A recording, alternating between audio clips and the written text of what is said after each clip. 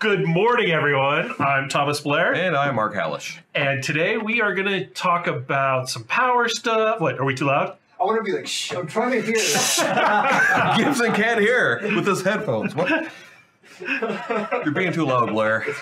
I can hear you guys talk. Dude, somebody said I'm old because I know about Hee Haw. It was my grandfather's favorite show. Oh, yeah. Hee Haw was on all the time because I always had to flip the channel. Yeah, because you changed the channel once grandfather got up to go wherever. My grandparents would watch that too, and I was like, why would you watch it? Why is the price tag? Variety shows. Yeah, that was the thing. Yeah. So, okay. Are we good? Matlock. Are we good for sound? Yeah, you're good. You got Hee Haw, Okay. You got Matlock. What else? Matlock. Yeah, I don't watched forget Matlock. Time with my grandparents. That's how young you are. Okay, anyways, back on topic. So this morning we are joined by Jack, as always, and our rear producer, Mr. Gibson, over there. You can't see him. Ain't at the crock of noon. Anyway, Yeah, anyways, today we're going to talk about some power stuff, things that are going into 5.8 maybe, and I'm going to show you some changes we're making to the food passive because reasons. And I think it's an abbreviated stream, so let's get going. So we have 30 minutes. If you guys have questions as I'm talking, as Mark's talking, go ahead and ask them. So, and it says the date is wrong on the stream. Yeah. I can't fix that without logging out, so it's just going to be wrong. Okay. Right now. So Jack says he can't fix that without us logging out, but we're going to continue. So everyone in Crowfall knows that you consume food over time, and then based on certain events, you will eat more food. So stamina usage as well as damage taken causes you to accumulate up to a certain value, and then we decrement a food. Now, Todd asked me earlier in the week, do we still need that? Because our original model was more of a Minecraft model where basically anytime you do anything, they decrement food from you, and it is painful. So we're going to go ahead and we're going to remove the stamina accumulator as well as the hit point accumulator, and I'm going to show you how. So in our power tool here, this, I'll give you guys a quick view. This controls all of the food system, is these couple blocks right here, probably about 15 or 20.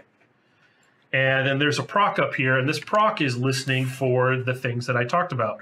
So we're going to look in this proc, and we are going to see food's less than 70. So this is the one that kicks off the lower regen rates. This is the one that takes that away. Less than 35, this puts you into another state. This clears out the famished debuff, supplies hunger. See, look, we have comments in here. I really appreciate the engineers giving us comments in here because it makes some of this easier when we go back and look. And then we've got, what's going on here? Food change less than 0, and the caster has less than 10%. Okay, this is you going into starvation mode. I eat food, enter this range, clear out starving, apply famished. Hey, jumped. And then we've got damage taken. So this proc right here is listening for you to accumulate 1,000 points of damage, and then it's going to fire. And I'm guessing this whole thing is an accumulator. Yes, it is. So this proc is what we call an accumulator, which, if you could imagine, it's a big bucket, and the bucket is waiting for something to fill it. And when the bucket gets full, it dumps out, and then we trigger a proc based off of that. And in this case, the bucket is called damage taken. So we're going to go down to the damage taken delivery mechanism. Oh, interesting. These aren't IDs anymore. They're now, No, they're not. they're actually the string. So I'm going to go down and I'm going to look for, I'm guessing it's probably going to be this one because it's the last one. 99223. 99223. Okay, and hey, look. Thank you, past Blair. You put a comment in here. Health damage and food cost.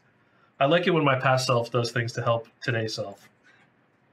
So this is basically, it costs you 1 food every time you take 1,000 points of damage.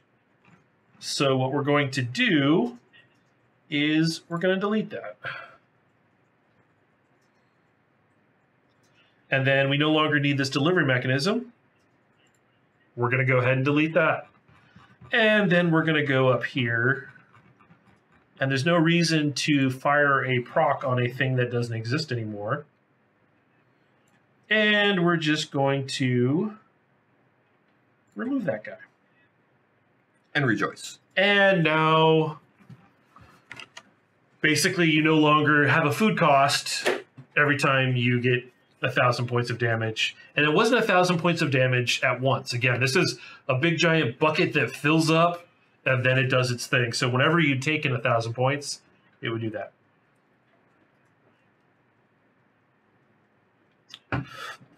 Okay. So the other one we were going to do was stamina cost.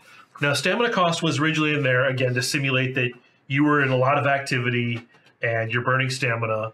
And really, the only reason you use stamina in combat was sprinting, unless you were a knight. And the reason knights did it was because we hate knights, and knights need to pay. They need to eat more apples.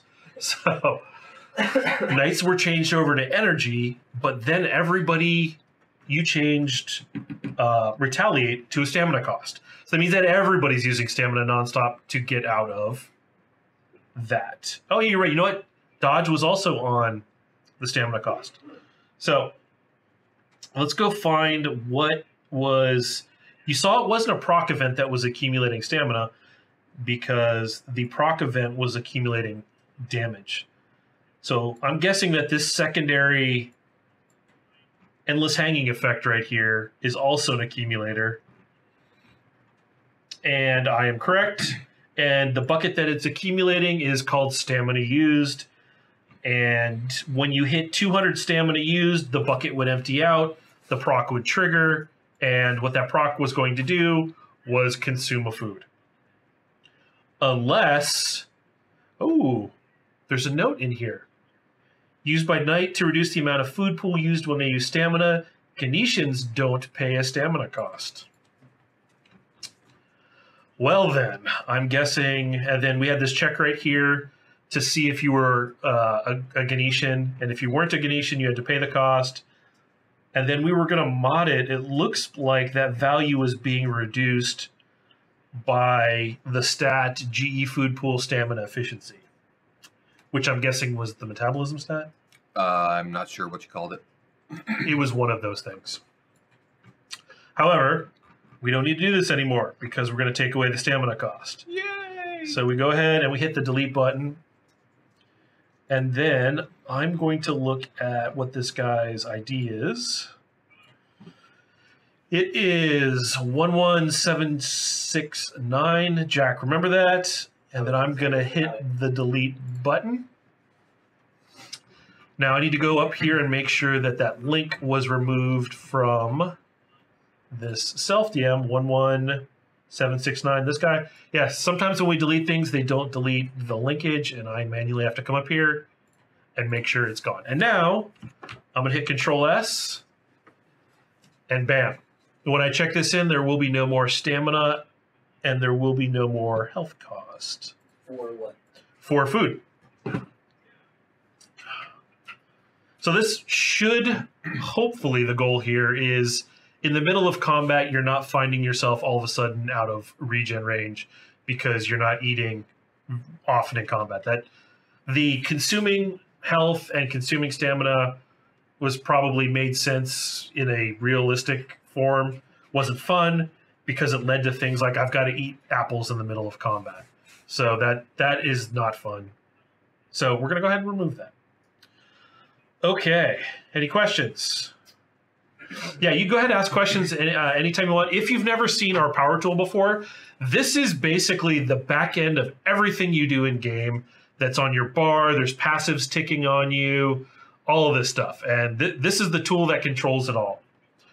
And Mark and I come in here and we work some magic and set up some variables, and it happens. Doesn't this nerf the Ganetian racial? What do you think about that, Mark? Well, taking something away from someone else that you don't have isn't necessarily a nerf. A nerf would be if we said, hey, you know what? We're going to make it worse for everybody. But we actually just made it better for everybody but the Ganetian. that's not a nerf to the Ganetian. That's actually making everybody like the Ganetian. Yes.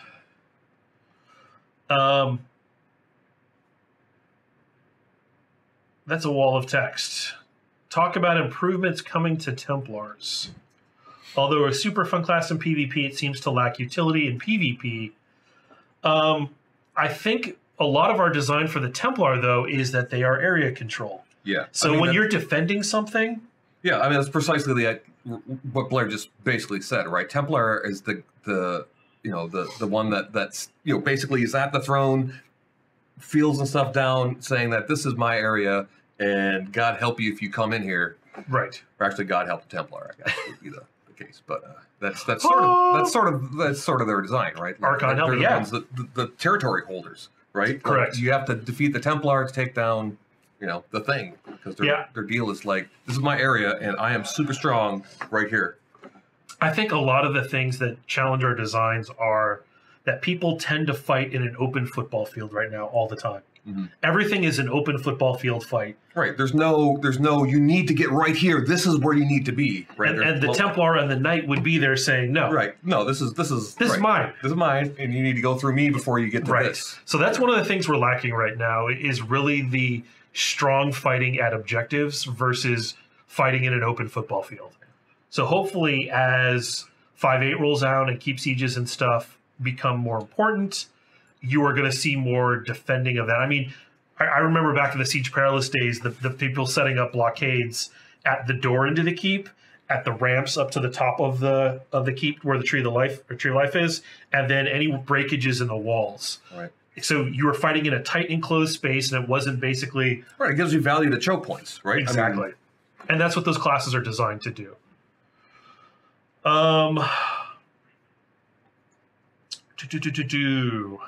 The Great Ganetian nerf of 918, yes, because we made it better for everyone else. Okay, let's see what else we got.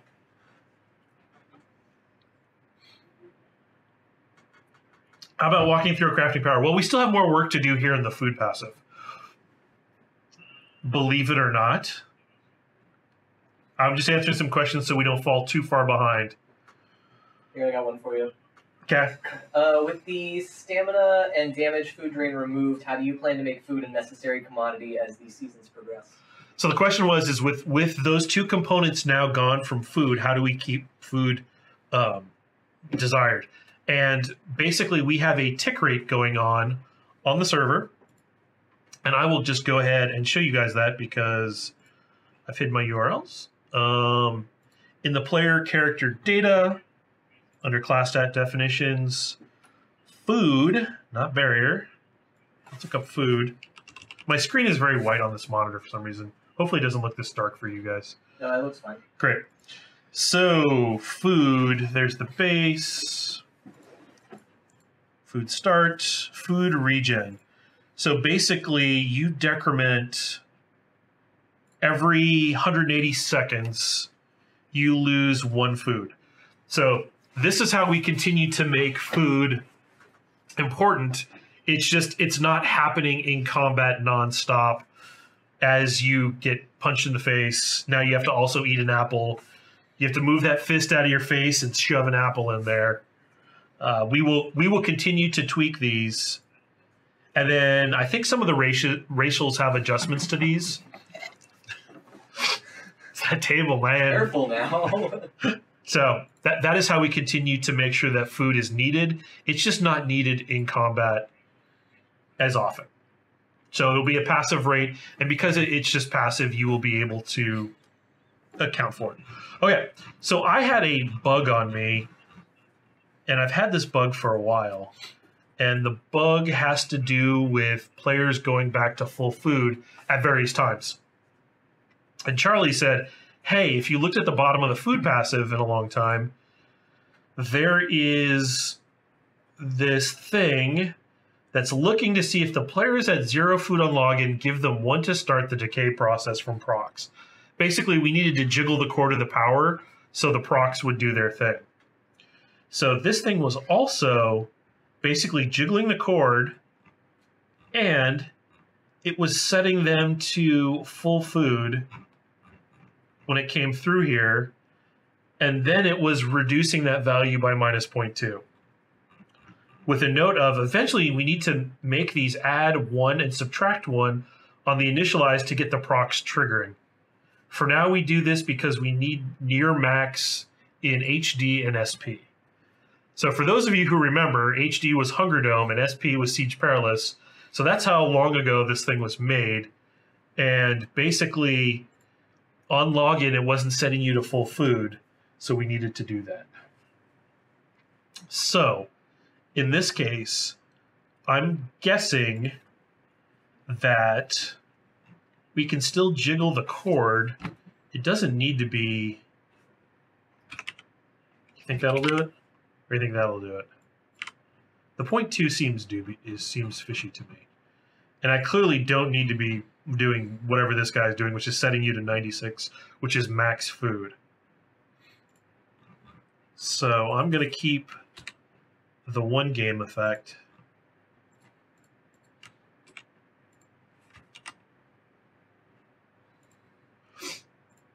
Break the linkage right here. So now I have two discrete ones. This guy is 9705. I'm going to delete him. Make sure he's out of there. And now we're just going to jiggle the cord. And I'm going to test this back at my desk after we do this because I just want to make sure that things are kosher. But basically, this is still enough just to jiggle the procs when you log in, but it's not enough to be constantly setting people back to full health or full food.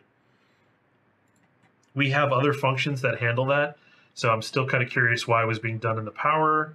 Oh. We should change this comment to jiggle the cord. And Mark and I know what that means. Oops. Okay, questions? Ooh. The only reason, blah, blah, blah, blah, blah. What's this got to do with Frostweaver? It doesn't have anything to do with Frostweaver. How about walking through a crafting power? The crafting powers are pretty simple because all they do is add stats, so they're not really interesting. Back in the day, Templar. I don't think we had Templar in Siege Perilous. I don't remember. It was an old. Don't deny the rat nerf. Blah blah blah. This doesn't seem like a question.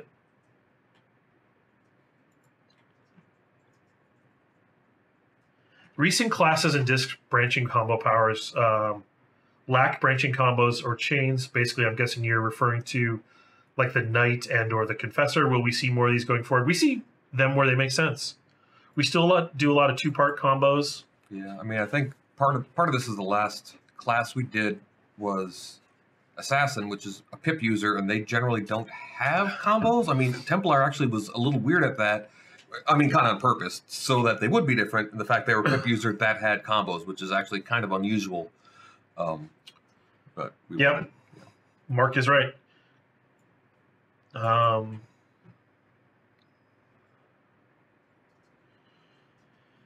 Yes, we plan to have large fights to support that. You're not going to see keep fights right now. Now, what we're planning for is if you have one or two people, the thing that you're going to take when you log in is outposts. And if you have a group of people, then forts are your targets. And then lots of groups of people, those are the keep fights. So that kind of segments the content blocks around the number of people.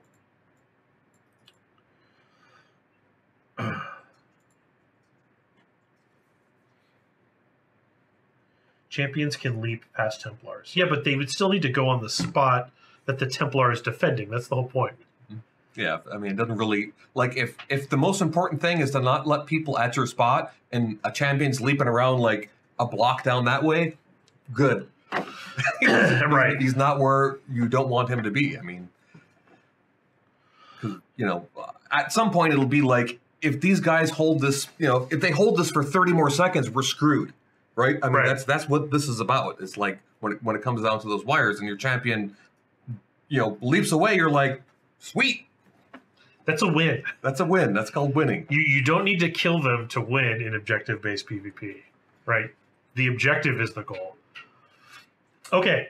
Val said bumping the outpost guard range up higher than 15 meters was reduced in the next update, but we've had several since then with no change. Rethinking this or something else? No, we haven't been doing much work in the hotfix branches at all outside of code fixes. We just upgraded to Unity 2018, and now we're a version out. So you're not going to be seeing. You guys are playing on 2017, so we're not going to be making a lot of changes in 5.7. On one hand, that means you guys aren't going to see a lot of changes. On one hand, it means that we're pushing really hard to get 5.8 done and out the door so we can make changes.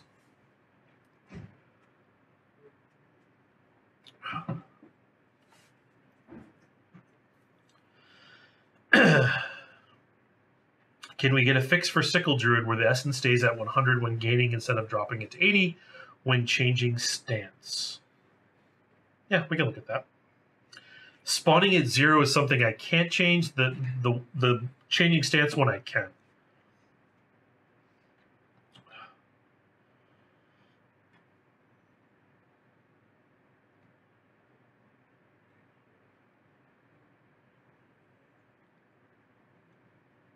Can you show us how to modify the tray swap so it's not a toggle? Accidentally ending up harvest tray in combat is not fun. I don't think we could do that. It is a toggle. Like pressing Z or U, or H. You can rebind those keys, but those keys still trigger powers. And the power is tray swap. Yeah, that's probably the best advice I can think of. Because basically, like, you hit the key to do the thing, and we don't do the thing, that would be, like, actually broken. Right. So if people were expecting to press H to go into a tray, and we broke it, then that, yeah. Rebind. So one of the things that we got in the last year and a half or whatever has been rebinding keys. If H is where your fingers are, normally that's a little far to the right to me. You can put it on K or L or comma or apostrophe. Or you can put it on Alt H or Shift H if that's... What's the word on harvester-specific disk slots on top of combat slots? No word there yet. We're still talking about that. Yeah, what they're talking about with the toggling the trays is that if you press like U to go into ranged, and then you press U again, it'll take you back into... You should have... There's almost a second cooldown in there. So you can't spam it and accidentally double hit it, right? Because it puts you on a cooldown. Right, but if you're running around and you accidentally like fat finger it and hit U, and you are already in range, and that toggles you back into harvesting. That's what they're talking about. Not necessarily like pressing H to go into harvesting, but pressing U again twice to switch you back into Yeah, we don't have right now. We don't have the tech for that. We have one button, unfortunately. Can you explain why they are more or less successful between different patches? It's very difficult to detect stealth in 5.7, and perception doesn't seem to work even more when someone's stealth. We can get QA to check it out and get a ticket over to Borland on that one, if it's not working. Will Cleric ever get a third tray? The only clerics that have a third tray are the prototype I did with the Centaur, where using pole arms. Okay. For a racial weapon, right? We still have the idea of racial weapons hanging out there, and when they were pole arm, they went into the melee tray. I didn't check it in. I tested it out, and it is we can do it, but you guys don't have access to pole arms anymore. Can you adjust the first champion jump to half the distance to make it better control and lower the mobility? I don't know that Mark wants to do that.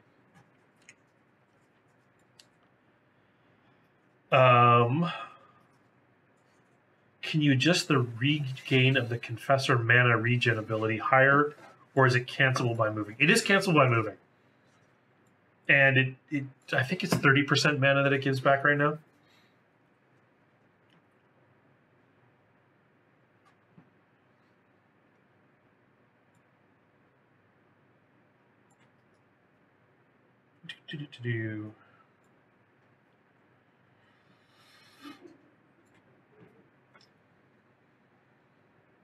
Yeah, so stop worrying about the guards so much as I read these. Eventually the guards won't be turrets. The problem is guards are turrets right now, right? Because we didn't want to give them movement controllers because of reasons. And eventually they will be able to run around and just chase people. But for now, they are turrets.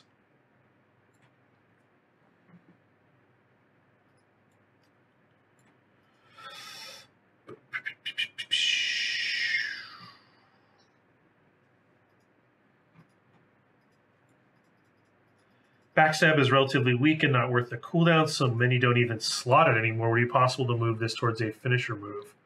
Backstab is a builder move, and it builds two combo points, and it enforces or reinforces positional combat. So, and in part of 5.8, you're going to start seeing melee power damage boosts and from behind power damage boosts. So we will see.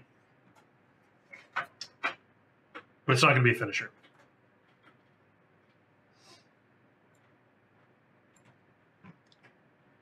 Can we ever get the T key back to cycle between only combat trays? That's kind of a super high quality of life thing. But the confusing part there and the sucky part is if you have multiple trays and you want to get to tray 2, you could very easily zip by it, rather than just going U. I mean, I don't know that would actually be, actually now that I think about it, I don't know that'd be super quality of life. If you had to cycle between 3 trays with one button. Yeah, it would be kind of... It's much better to just press the button to get to that tray.